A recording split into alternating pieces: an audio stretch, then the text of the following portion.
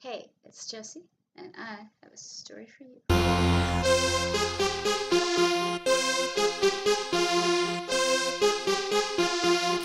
So, I'm a college student, and I go to this itsy bitsy little college. I think it's the best, in my humble opinion. Love it there.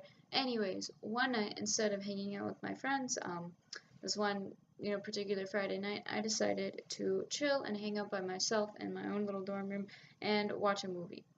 And I knew that the movie that I had picked to watch would be particularly difficult just because it was such a kind of a very dark movie. There was a lot of violence, there was a lot of just the worst of humanity. There was all these big themes like, does God exist? Does he love us? How can evil exist in such a terrible time? And it was really just one of those movies that sucked you in completely, and I was just totally absorbed into it when I was watching. And what made it even more particularly breathtaking is the fact that it was based on a true story, that these were all true people and true events that occurred, and I don't know, there was just a lot with it. And I finished the movie super late, and I was like, oh, I really need to go to bed. So I didn't really think about it at all. I went to bed, and I forgot to set an alarm. And the next day I woke up, it's around 12:30. I know that makes me sound like a stereotypical college student. And I'm like, oh, cool, 12:30. What do you know? Wasted half the day. I need to go eat food because the cafeteria closes at 1. So I have to go quickly. So I hop out of my bed and I just pull on a gray sweater and like that. Don't brush my hair. Don't put on makeup. Like I look disheveled. Yeah, I look disheveled. We'll leave it at that. So I run over to the cafeteria. I make it there. I grab myself a plate of food. I have some like tater tots and some sausage and pancakes with syrup. And I look around the cafeteria and I don't see any of my friends. That's okay. I'm a big girl. I can sit by myself. I can, handle it and like that. So I go and I sit by myself, and the cafeteria is just so loud, and there just seems to be so many people running around and hooting and hollering, and I'm not having it. I'm not really in the mood for all of this. So I pull up the hoodie of my gray sweater, and I'm, hunched over my pancakes because, my mommy's not there anymore, so my mommy can't tell me how to sit. So I'm like eating my pancakes and sausage and like that, and I'm thinking about the movie and I'm processing it. It was very deep, and the ending just really like blew my mind. And there's just a lot to think about, and I'm asking myself questions like, what does this all mean? If I was one of the characters, like if I was in that spot, like what would I do? How just so much going on and like that. How does this apply to my own life? What does this mean for humanity? And just, all of this is going on, and that ending, oh my goodness. And just all of this is like bubbling up inside of me, and this like sort of feeling, I can't really describe it, but it's building up, and it starts to come out in these like little tears. I call them transcendental tears. Not just one of them, but like a ton of these tears just start trickling down my face one after the other. And this has happened to me before. It's at first, when it first happened, I knew it was kind of freaky, but since it's happened so many times to me before, now that like I don't know, I just kind of like roll with it. I don't even realize that I'm doing it sometimes. And I can't really stop them either. My mind has to like get distracted or like just willingly to try to like stop it, because these tears, they're on their own and like that. And again, I'm not sad. I'm not crying because this movie was sad. I mean, it was a sad movie, but that's not the reason why I'm crying. And I'm not like howling either. I'm, peacefully sitting by myself eating my pancakes. And that's when one of my teardrops falls and almost lands on a pancake. And I'm like, whoa there, gotta be careful. Don't want to get tears on your pancakes now. What? Who Why? Who cries on their pancakes? Why would you need to like watch out for tears on your pancakes? That makes like no sense at all. And to me, pancakes, they represent like innocence and just happiness and fluff and just, nothing serious. Like what is so wrong in a person's life that they feel the need to cry on pancakes? Like that's just again. And that's kind of when I come out of my own little like bubble. It just pops. I looked around the cafeteria and I realized that today was a college come and see day. These are all a bunch of high school kids, and they're with their like teachers and mentors and whatnot, telling them like, oh, this college is such a great place. Oh, this college has so many wonderful people and opportunities, and you'll never be alone, and we don't believe in sadness, and you'll always be surrounded by friends. You know, all that stuff that they tell you at college orientations. And then there's me, like an actual student, probably like the one actual student in that cafeteria, sitting by themselves, looking totally disheveled, crying. Now, I know retrospectively they probably couldn't see my tears just because, they're far away and like that. But if they could, they would think, oh my gosh, like something is like seriously wrong with this lady. Um, Clearly she has no friends. And if she had a boyfriend, her boyfriend just broke up with her. And if she had a dog, like the dog probably like broke up with her too. Like something is like really really wrong right here. And in reality, like I wasn't sad at all. I'm crying because I'm so touched, I'm so moved. I had this transcendental experience from watching a movie, from this beautiful like art really.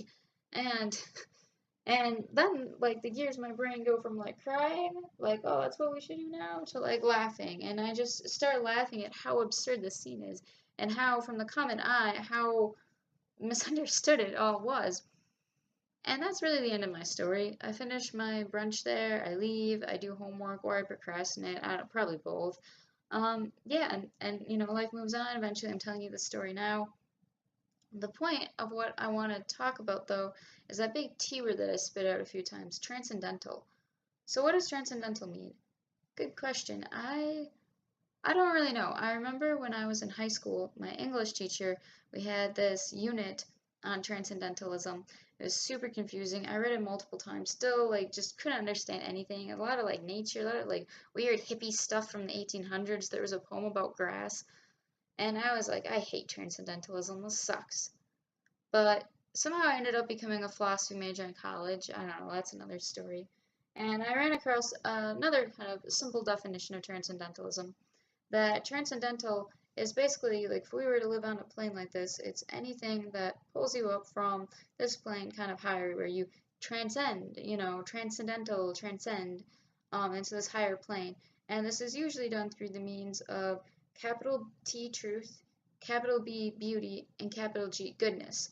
And a lot of times people talk about spirituality and nature with it. I'm just going to kind of skip over that part and, minor detail and just stick with the truth, beauty, goodness. Truth, beauty, goodness has like a lot of power in it. And if you find something that incorporates all three of those elements, you've transcended to another level. And for me, that was my experience in viewing this movie. This movie was based upon a true story. It was awful, but these were true things that happened, and the story needed to be told. People needed to like understand the horrors of all of this. And there was a lot of like the worst of humanity in it, but there was also a lot of like the best of humanity. And in that sort of awfulness, there's a certain sort of like beauty that comes out of it. And likewise goodness from seeing the acts of kindness and just the acts of virtue in this activity and like that and in this mess that truth, beauty, and goodness can come out of it. And so for me, that's what I was experiencing, was just this being a higher level and this overwhelming experience that's really beautiful, and I wish every human could experience it. I think that having a transcendental experience like that raises us to being, a more full version of ourselves and being more fully human. And by being more fully human kind of leads to having a better life. And that's what I really like about philosophy, is that philosophy helps a person learn how to think better so they can reason better, they can make better decisions, better goals, they can understand themselves better, understand the world, and they can also have a higher quality of life. And then they can even go forth to help other people better and to help make the world a better place. And contrary to popular belief, you don't need to be a college philosophy student to be a student of philosophy. Philosophy isn't contained to just these big, thick, ugly books written by, people who died a couple hundred years ago with all these really weird ideas that are just totally, impractical to everyday life. Philosophy is everywhere in our culture. It's in every song, it's in every video, it's in this YouTube video that I'm making is philosophy. It's everywhere, and it's very beautiful. And what I'm hoping to do with this YouTube series is I want to share that philosophy and share that knowledge and share that wisdom with people, because I don't think it should just be contained to college people. I think, as someone in college, we have a responsibility to help everyone else in this world. And so, whether that's just thinking a little bit more philosophically and bettering our life, I think that's a truly like noble ambition. And I hope you agree, and I hope you want to stay and watch. I'm kind of new to this whole YouTube thing, so we'll see how this goes. I'm not the best at technology, but we will make do. We'll see how this goes. My challenge for all of you lovely folks is to think about if you've had a transcendental experience, if you've had many, if you've had one, if it was, a traumatic experience, which is understandable. Um, and I want you to think about, what conditions caused this and why did this occur. And if you haven't had this experience, don't feel bad. Like, please don't. I'm not trying to bash on people that are like, I have no idea what you're talking about, Jesse. And that's perfectly fine. I think you can get there. You can experience it. And for people who say that their answer is no, they don't know what I'm talking about. I want you to think about what elements in life do incorporate truth, beauty, and goodness. And again, this doesn't have to be super profound. I know when people hear the word philosophy, they tend to get scared that it's super complicated and weird and like, ugh. But it can be, but it's not always. And so that's kind of my little like message to you guys. Hope you keep your mind open. That being said, I hope to see you around in the next YouTube video and series. I'm Jessie, and peace.